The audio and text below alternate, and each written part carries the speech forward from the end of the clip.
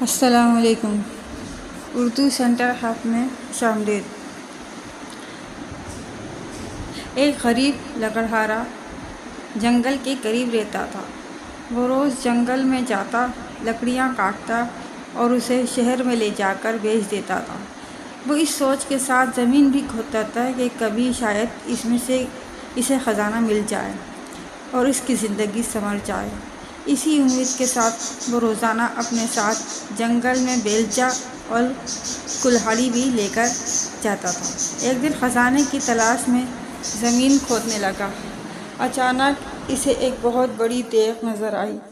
وہ اس دیگ کو دیکھ کر بہت خوش ہوا اور دل ہی دل میں سوچنے لگا، لگتا ہے کہ اس دیگ کے اندر کوئی خزانہ چھپا ہے۔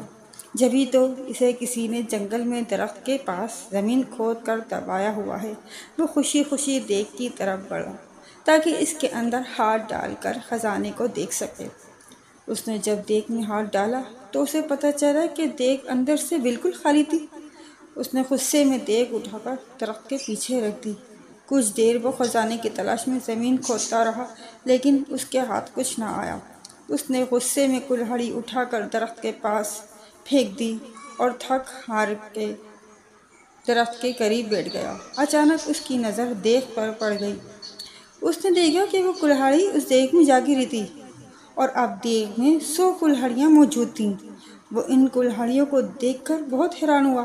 ساتھ ہی سے یہ بھی سمجھ آ گیا کہ یہ دیگ کوئی عام سی دیگ نہیں ہے بلکہ یہ کوئی جادوئی دیگ ہے۔ جبھی تو اس کی ایک کلہاڑی 100 میں تبدیل ہو گئی ہے۔ وہ خوشی خوشی اس دیگ کو اٹھا کر گھر میں لے آیا۔ لکڑہارے نے اس دیگ کو ایک کمرے میں چھپا دیا۔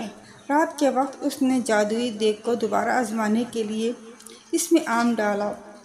تھوڑی دیر بعد اس نے دیکھا تو دیگ میں 100 آم موجود تھے۔ اب تو اس کا یقین پختہ ہو گیا کہ یہ واقعی کوئی جادوئی دیگ ہے۔